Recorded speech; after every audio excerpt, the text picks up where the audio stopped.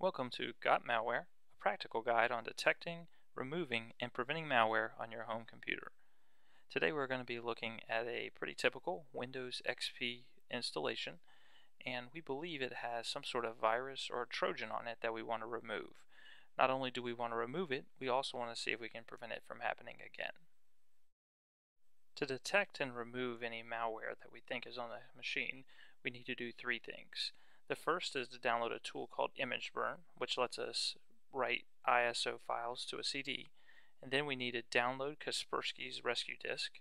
And then the last thing is once we've downloaded Kaspersky's Rescue Disk, we need to burn that ISO file to a CD. So you'll also need a CD and a CD burner to write this file to. One quick tip before we get started. I would suggest downloading and burning these tools on a separate machine than the one you believe has a virus or Trojan on it, just because sometimes the virus or Trojan can interfere with you actually downloading and installing this software. So here's our Windows XP desktop. Now we're going to go to Start and Internet Explorer, and once Internet Explorer comes up, we're going to go to ninite.com. That's ninite.com. Ninite.com is a collection of useful and free software, one of which is ImageBurn. So we're going to put a checkbox next to ImageBurn and then scroll down a little bit further and hit Get Installer. Once we hit Get Installer, another page should come up and we'll select Download Installer. When we hit Download Installer, a dialog box will come up where we hit Run, and then we'll have to hit Run again. And momentarily a box will come up that will show us the progress of ninite.com downloading and installing ImageBurn. This has been sped up a little bit just for the sake of the presentation. It'll take a little bit longer for you doing it. Once we've downloaded and installed ImageBurn, we can close that out, and now we can open up google.com to go get the Kaspersky Rescue Disk. So we'll type in google.com. And once we get to that front page, we're going to do a search for Kaspersky Rescue Disk. The second option is download Kaspersky Rescue Disk 10. We're going to select that and then scroll down a little bit, and we're going to look for something called Kaspersky Rescue Disk 10. We're going to select that, and a dialog box will come up where we'll hit Save, and we're going to save it to our desktop for easy retrieval. It'll take it a little while to download. We've sped that up for the sake of this presentation. And we can close Internet Explorer and you'll see it's on our desktop now. We can open up ImageBurn, and once ImageBurn comes up, we've got a blank CD in the CD tray. We're going to open up the file we just downloaded, which is on our desktop. We'll select that file and click Open, and then we're going to hit Burn, which is the icon there that we're clicking on with the CD. Once it's done burning, we can close out ImageBurn, and we have a working CD that has Kaspersky Rescue Disk on it. Now that we've successfully downloaded and burned our Kaspersky Rescue Disk to a CD, comes to the trickiest part of this whole demonstration, actually booting from the CD.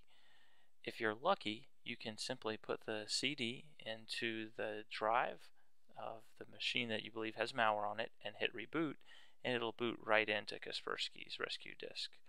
If you're not so lucky, you're going to have to adjust something in what's known as the BIOS of your computer to tell your computer to actually boot from the CD, which is what we want. One quick tip before we get started booting from the Kaspersky Rescue Disk, and that is you should be doing this from a computer that's actually plugged into a wired internet connection, not a wireless connection. It may or may not work with a wireless connection, and the update times will be a little bit longer. So now we're going to reboot this machine. We've got the CD in the CD tray. Going to hit restart and let it shut down. And it's going to come up to a screen, and normally this can come up very quickly for you on your machine, and it might actually come up and say something completely different than this. And that's one of the things that makes it tough. You might have to press something like F2, F12, F10, or even escape like I do in this situation. So you'll notice on the bottom of the screen it says press escape for the boot menu. And the boot menu gives us the option to pick which drive we want to boot from. So once this starts back up, I'm going to hit escape, and you'll see it'll come up to an option that says which boot drive would you like. I'm going to select the CD-ROM drive, which is because we have our Kaspersky Rescue Disk in. And then momentarily you should see a green screen come up, which is good. We'll have to press any key. We're going to choose English and hit the number 1, and then we're going to boot from the graphics option. Now that we've selected all the options in Kaspersky, should take a second and go through and load the desktop for the rescue disk. It'll come up after a little while with a screen automatically. You shouldn't have to do anything. It'll do this all on its own. It'll tell us that we have our wired connection, which is good, and then it should pop up a screen to tell us that here's the drives it sees and here's what we're ready to do. So here's what it sees right now. You'll see on there the C drive kind of near the bottom, and we're going to choose to update our definitions, which is just going to have a long list of all the viruses that are out there and just get us the most recent one to make sure we have the best chance of catching anything malicious. So we're going to select update and then sit back and let it run. This will take a little while, and once it gets completed it'll refresh, and after refreshing we're going to go ahead and go back up and select that tab. We're going to select the C drives and then hit start object scan. And depending on the size of your drive and its speed, this could take quite some time. I know on a 250 gig drive this can take hours upon hours. So I would say start this off and go get a cup of coffee and find something else to do. You'll see along the way it did find some malicious software, some malware. So we're going to select do this for all events and delete, and we're going to go through and you'll see that'll happen again, and we'll go ahead and do the same thing. Then you'll also see another couple pop-ups kind of giving you some information along the way. This is all obviously not good to have on your machine, but good that Kaspersky is finding it. And here's another warning, so we'll do the same thing and let it do its thing. Now that we've successfully scanned and fixed all the issues on this drive, we can go up and click on report, and it'll show us all the viruses and trojans that were found by Kaspersky during the scan. Now we're really finished with Kaspersky, and the next step is to remove the CD from your CD tray. And what I'm going to do after removing the CD is press and hold the power button for about 10 seconds and turn the machine completely off. Once I've turned it completely off, I can go ahead and turn it back on again, and it should go through into the boot to Windows just like normal. Now that we've removed the CD and rebooted, we should boot into Windows like normal. So far we've actually gone through and we've found the viruses and malware, we've removed them, and we're really on to the third part, which is preventing this from happening again. To prevent ourselves from getting infected with malware again in the future, we're going to do three things. We're going to remove any old software, we're going to install new software, and then we're going to change some user accounts on the desktop. The reason we're removing old software is that old software like Java and Adobe Reader and Adobe Flash are very common ways that malicious attackers are able to take over your machine.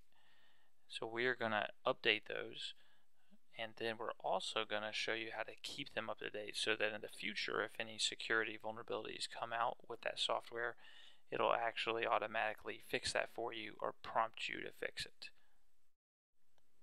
Now that we're here on our Windows desktop, we're going to go to Start and Control Panel and Add Remove Programs.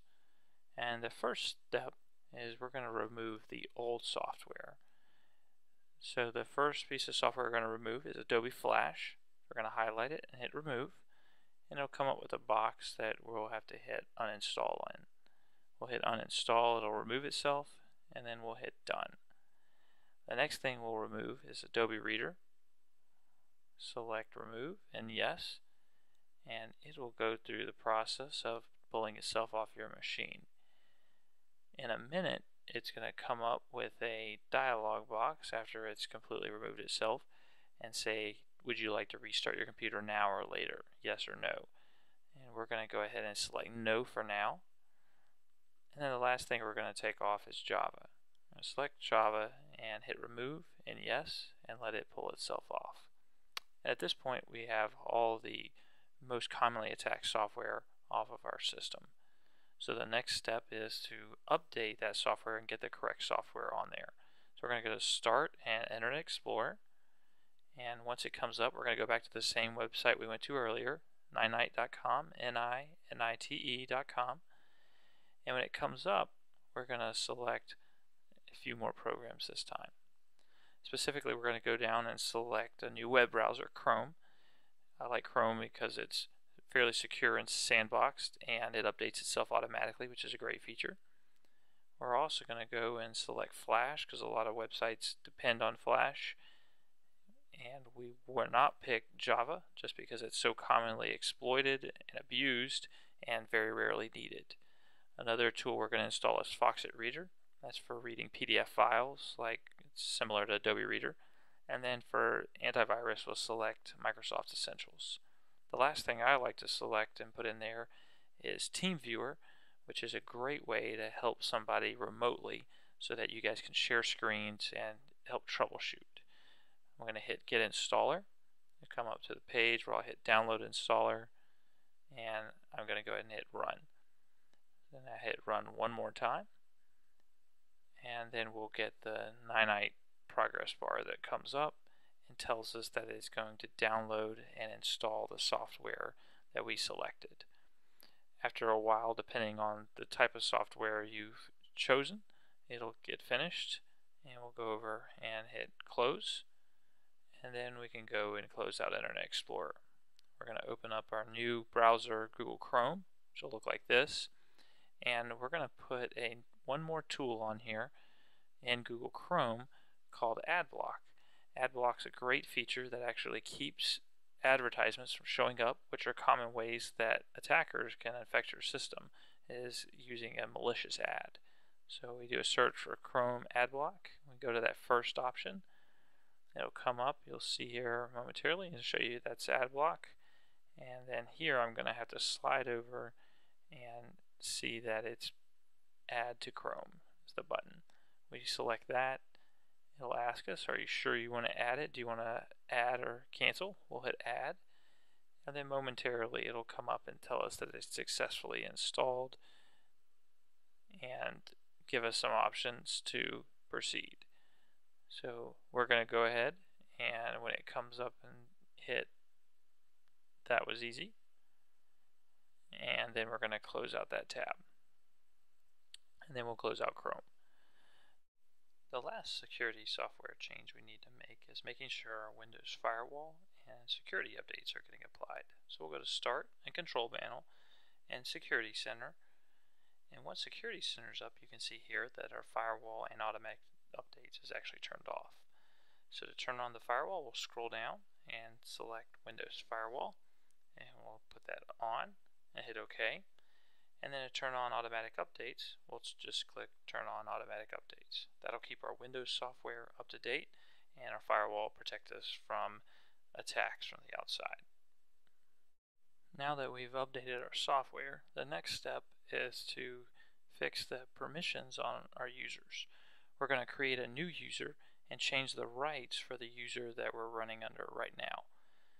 The point of this is that running as an administrator is kind of like walking around with a gun in your pocket with the safety off. It's liable to have bad things happen to it often. So we're going to create a new account. We're going to call it admin_user, and we're going to make that user an computer administrator, which means they can do anything they want to in the system. After we've created that account, we're going to go back to the account we're logged under, which is just called user, and instead of making him a computer administrator, we're going to make him a limited user. And that's important because if there's ever an attack on our machine, it'll be running as a user, which has less rights. We're going to go to Start and Restart, and we're going to let our machine shut down and then reboot. And this time, instead of just logging on automatically as the standard user, it's actually going to give us two options to log on. Our standard user, which has the name user, but also a second user, which has the name admin_user that we just created. And the point of that guy is with the second account, the admin_user, that's where we need to install software and do anything that requires administrative rights. We'll do all of our web surfing and everything else under the standard user. So under the admin user, we'll log in, we'll go to Start, Internet Explorer, and this time we're going to go to google.com and we're going to install one more piece of software. We're going to do a search for Secunia PSI, download, and when that comes up, we're going to take that second option, and it'll come up with an option to download Secunia, which is actually some software that helps you keep all your other software up to date. We're going to click here to download, and when it comes up, we'll go ahead and hit run and let it download, and then it's going to prompt us to run again, which we will do. And it'll pop up one more box. We'll hit next and agree or accept and hit next again. We'll take the defaults and hit next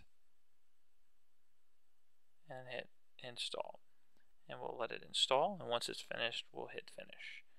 It'll ask us, do we want to run it right now, which we'll hit yes to, and it'll go through. We'll accept what it tells us, and we'll scan the system.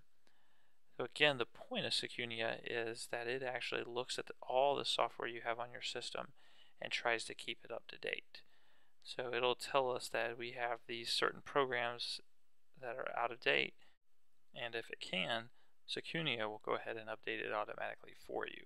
If it can't, it will at least tell you where you can go to download the update.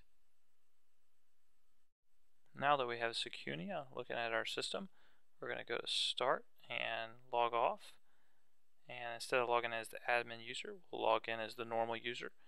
And this is the user we'll do all our web browsing from. We can open up Google Chrome, and you can see what a normal page looks like.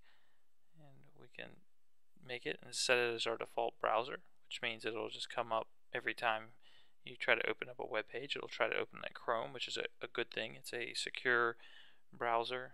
It's not perfect, but it is very strong, and again, it updates itself, which is a great feature. We can go ahead and close Chrome. The second piece of software I can pull up is Foxit Reader, which again is a PDF reader and is a substitute for Adobe Reader. It's not necessarily more secure because it's just that much better, but attackers don't attack it as much, so from that point of view it's a little better choice. The last piece of software we're going to look at that we installed is Microsoft Security Essentials. Just free antivirus, and it does a great job. So we've removed our malware, we've prevented it from happening in the future. Now we're going to go to Start and shut down and let it turn off, and we are completely finished. That's all for Got Malware, a practical guide to detecting, removing, and preventing malware infections on your home computer. Hope you found this helpful and it's helped you out of the situation. Also, just keep in mind that no matter how good the defense is and how many tools we put on the system, there's no substitute for thinking about what you're clicking on. So click responsibly. Hope this has been helpful, and take care.